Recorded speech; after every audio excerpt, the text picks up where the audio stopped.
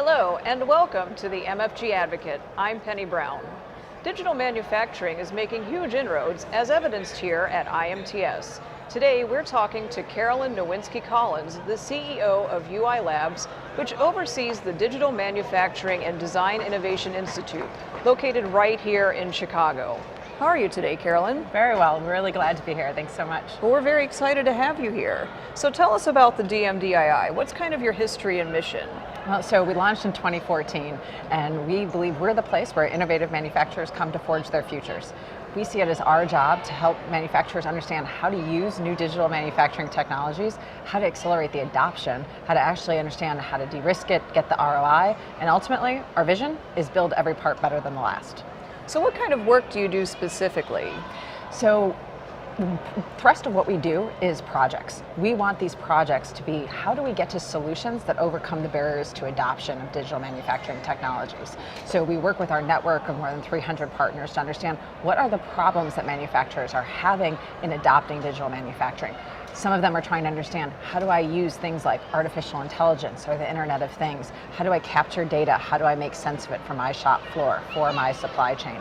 We work with them to understand the problem, and then we create projects designed to get solutions to those problems. And those solutions can take lots of forms. So where are you located in Chicago? So we're based just a few miles north of IMTS. We're in Goose Island, which is just a little bit north of the Central Business District, and we've got about 100,000 square foot innovation center. And what's really important is about a third of that is our factory floor, our demonstration center. And that's where really these projects begin to come to life. It's really great to talk about digital, very hard to understand and visualize what digital is, and so that's what we do on our factory floor. Every project that we do, we try to make connections to real test beds. Sometimes it happens in our factory, sometimes it happens in our partners' factories. But this is where you can see digital manufacturing come to life, from the earliest stages of design all the way through distribution and logistics. The thrust of what we do, of course, on site is related to the future factory. So what do you see as kind of some of the real challenges for manufacturing, and what is DMDII doing to address that?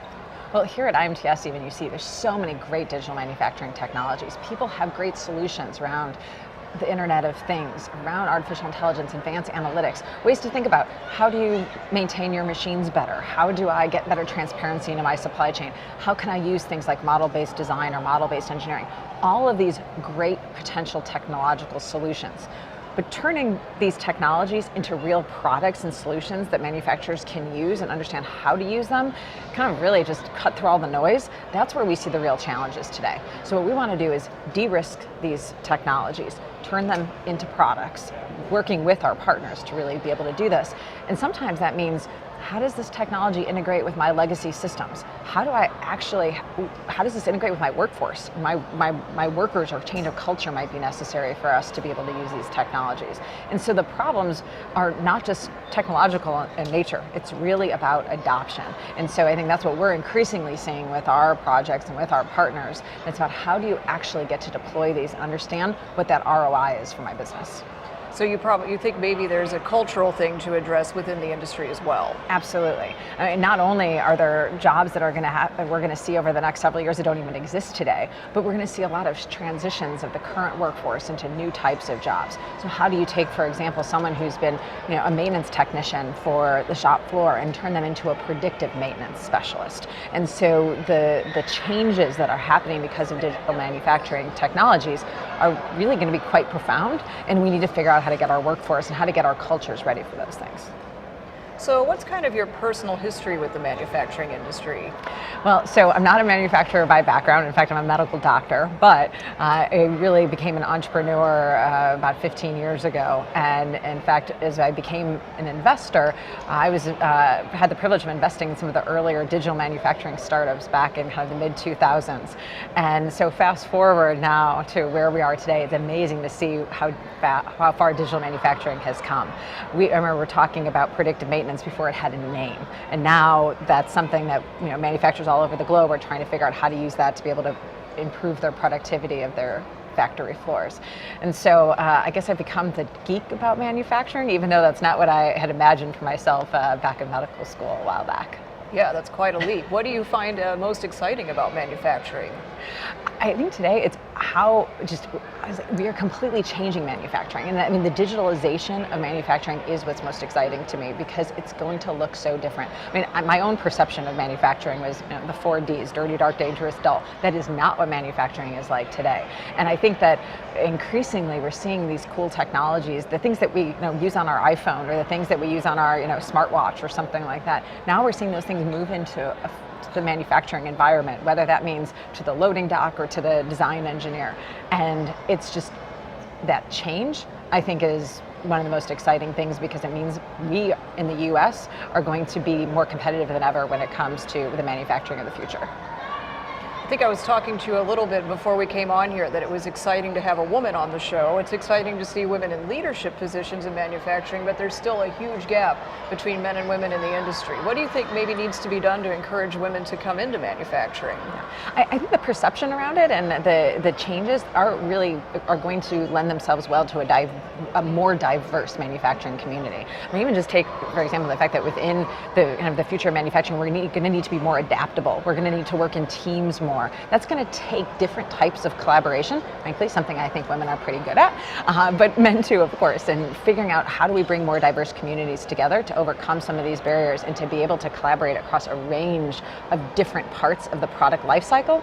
So, designers have to talk to the manufacturers, have to be able to talk to the suppliers, have to be able to talk to the shop floor workers. There's so much interplay that's going to be necessary, and I think that's something that diversity and particularly bringing more women in is going to be really important to do. Right, perceptions are a big deal for sure. So speaking of that, what do you think maybe somebody from outside the industry would find surprising about manufacturing?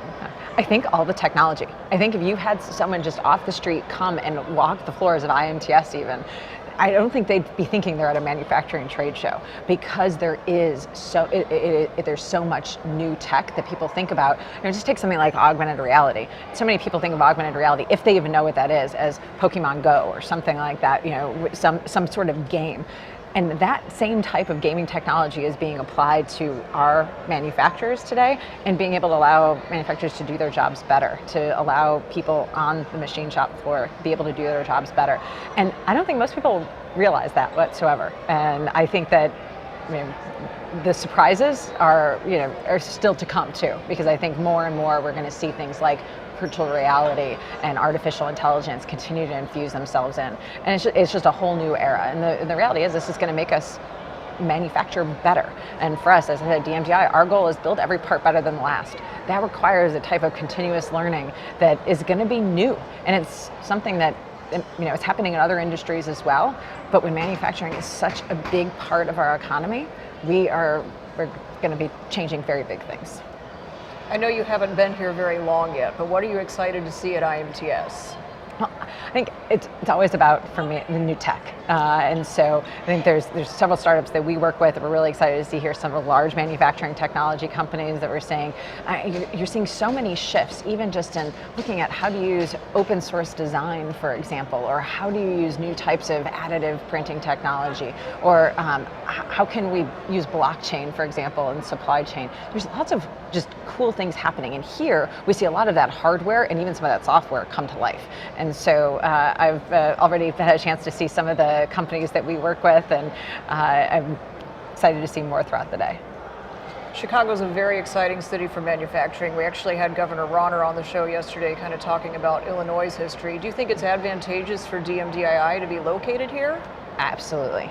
First of all, the Midwest historically has been such a manufacturing hotbed, and that's also where we've seen some of the pain with the changes in manufacturing over the last couple of decades, where we've lost manufacturing jobs, we've lost factories, but now with these new technologies, we can bring some of that back in a new way, bring back, really create new opportunities for advanced manufacturing workers, really great jobs, really great opportunities. In the Midwest, and Chicago is the economic hub of the Midwest, we have real strength in, frankly, non-sexy industries. And people don't think about technology alongside these non-sexy industries like manufacturing or insurance or farming. But these are the industries that are going to see radical change over the next couple of years. And so I think DMDI is situated in the best place it possibly could be. So who is eligible to become a partner in DMDII? Well, really anyone. We work with a number of different organizations, over 300 organizations today. Many of them are large manufacturing companies because we see them as, we want them to be around the table because they've got to drive this change. It's got to come from some of the large companies.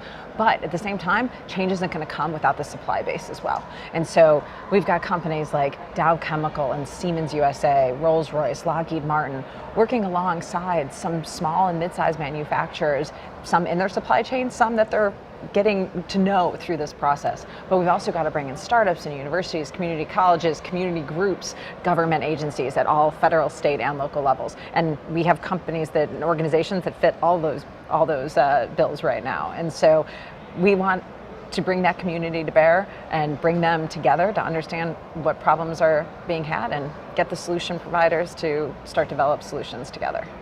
Yeah, certainly at AMT, we believe collaboration is really what's important to lift the industry. Absolutely. So how can people find out more about the DMDII and how they might work with you? So probably the easiest thing to do is feel free to shoot us a note, go on our website, dmdii.org. We also, for those who are watching this today, would love them to come by our open house later on this afternoon, where we're going to be able to show some of the factory innovations in action on our future factory demonstration center.